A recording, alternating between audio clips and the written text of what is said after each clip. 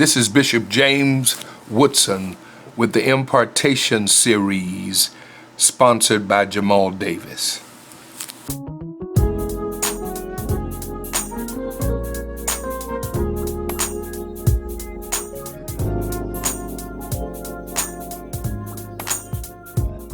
It's important for us to recognize that the first thing God did when it came to humankind was to make man. Adam, man of the ground, and he scooped out of the earth and blew into a man. And listen, let me tell you this. Adam was born grown. He didn't have a childhood. He didn't have any pictures of him with a pacifier in his mouth. He was made a man in the image of God. Listen to me very carefully. God blew into him ruach, the breath of God, blew into his nostrils. And when he blew into his nostrils, he became a living soul, nephesh. He didn't blow into his mouth. He blew into his nostrils because he wanted him to always remember what the breath of God smelled like. And it's important for you to know today that you are made in the image of God. I want to talk to you, brothers, because in this generation, in this life cycle that we are now in, it is vitally important for us to suggest that men need to step forward and not backwards. Let me just say this to you, first of all, to those of you who are fathers and who are men, and you're single men and single fathers, you don't have nothing on God. God was the first single father. Let me say that again. God was the first single father. He birthed a son without a woman. And he had an approach to how he was to be raised. And I believe as fathers and as men that we should stand in the role that God made us to stand strong and resolute in. Let me say this to you, those of you who are listening to me, and brothers, I want you to know something. God raised Adam, and parenting is a really important aspect of you as a man. How you parent your children doesn't necessarily mean you have to be married to their mother to make a profound impact on your sons and your daughters, because God gave Adam a four-pronged approach to life. Let me just share those with you. The first thing God did when he made Adam is that he first of all set boundaries, because men need boundaries. You cannot live your life without parameters, without boundaries. Let me say this to you. Do not live your life from the perspective that anything goes. I can live any way I want to. I have no defenses. I have no boundaries. Life, he said to Adam, Adam, you can stay here in the garden, but you got to recognize boundaries. So don't touch the tree. And God gave him specific instructions not to touch what belonged to him. He could not have everything in the garden. Only one thing that God told him to leave alone. And of course, he was given boundaries. Life is about boundaries. You have got to understand, if you're going to have life, you can't live your life doing anything you want to whenever you get ready. You have to have boundaries. And so he said to Adam, if you're going to stay here, you have to assign yourself to the boundaries. You have to, and that's important. Boundaries are vital to your life's work. And if you don't have any, you mean you'll be all over the place. Boundaries keeps you in a specific place it directs your steps, and it orders your steps. So the first thing he says is that you've got to have boundaries. If you're going to be a great father or a great parent, you've got to have boundaries for your children. Anything is not supposed to go. And I thank God for my father, for my mother, who set boundaries for us. There were some things we couldn't do. And there ought to be some things your children can't do because you can't do them either. The other thing that I think is really important that God said to Adam, if you're going to be here, you have got to have responsibility. Listen, responsibility is important and vital to life. You've got to be responsible for something.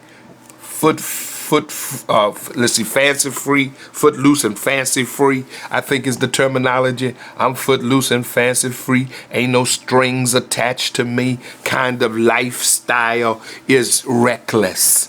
It is reckless. Life is about having some responsibility and providing responsibility. You cannot be a successful father, listen to me, without some sense of responsibility. So Adam, you can't stay here in the garden plush with everything at your disposal and not be responsible. So this is the way I'm going to make you responsible. I'm going to make you responsible by you naming what I made. I'm not going to even try to give you the task of creating out of nothing what I made you out of, because you were just dirt and I made a man out of you. You were just dust void of divinity, but I made something out of you from the dirt. And I can say to the fowl of the air, to the beast of the field, I can talk to them, and I'm going to make all of that. I'm going to create the roses red, and you're going to name them.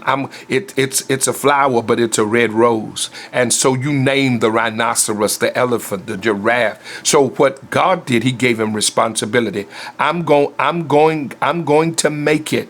I'm going to make it, but I need you to name it. And so that's important that you provide. You're responsible, which makes your children responsible. Your children, our young folk, one thing that they need to see is responsibility. They need to see someone who is responsible, and that should be their father, not just their mother. Mothers nurture, fathers protect. Let me say that again. Mothers nurture and fathers protect. So protecting means providing responsibility, telling children how to avoid certain situations in their lives. And first of all, I want you to understand that. The third thing he did is he said to him, Adam, I want you to do this for me now, because this is so important, Adam.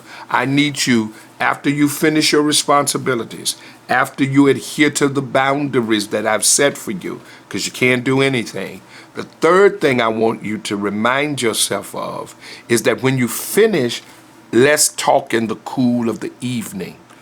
Come on and sit down with me and let's have conversation. Listen, communications are really important. Men, we don't communicate like we should. Some of us feel that we don't have to define, we don't have to provide our position. I'm a man. Nobody gonna tell me what to do. I can do what I want to do. I don't have to answer to nobody. But communications is the lifeblood of relationships. You have got to learn how to communicate. If you don't communicate, you cannot find a way to freedom and value in your life. And so it was when Adam didn't show up for the conversation that he knew something had happened. Can I throw this in parenthetically as well? When your children stop talking to you, you need to investigate by this question: where are you? Don't be afraid to ask that question. Don't go in your room and close your door. Where are you? I mean, you don't have that kind of freedom that there is a place in my house that you can go and escape my authority. No, indeed. You need to be able to ask the question, where are you? Great men ask great questions. Can I say that again? Great men answers or ask great questions. And so sometimes you got to be able to ask those hard questions. Baby, are you on some sort of opioid? Are you on drugs? Come on, talk to daddy. I need to be able to communicate. And so communications is the lifeblood of sustaining relationships. So the third thing he did was communicate. And then there was a fourth dimension of God in relationship to Adam that I wanted to close with, that I thought is very, very, very important.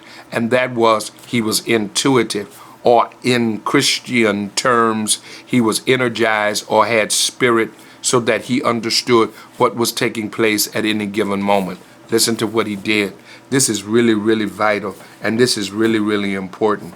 He understood the intuitive nature of being a parent or being a man. Sometimes you got to act out of your gut, not out of your intellect, not out of your abilities to articulate authoritatively and attractively. You have got at some point to say, no, that don't feel right. Because sometimes I remember when my daughter had a vehicle, and I said to her, I felt uncomfortable with her driving it, and I did. I felt so uncomfortable. Had I went with my gut, I'd said to her, baby, my oldest daughter, they were on spring break, and she was driving to Virginia Beach, her and her friends. I didn't feel good with her driving the vehicle, but I eventually gave in. But my gut said, don't do it. And I wouldn't follow. And, I had no reason. I know she could drive. She had a driver's license, but I didn't feel good about the situation. Sometimes you save your children's lives and your own by acting on how you feel and not what you know. Sometimes God clicks in your feelings, in your intuitive spirit. He makes you feel that it's not. And so if I had moved by my feelings, I would not have allowed her to drive to Virginia. But I did. I gave in. I prayed for her at church that Sunday. But by that evening, by Sunday evening, she had flipped that vehicle over 2 or 3 times.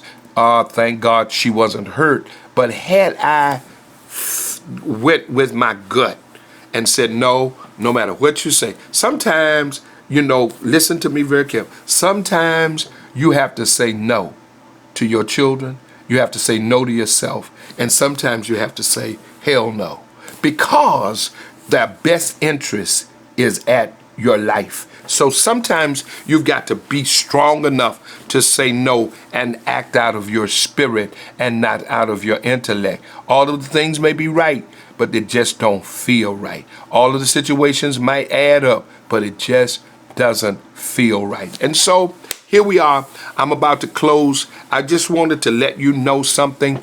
God was the first single father, and he was very responsible. And I just close with that major point. God give us men.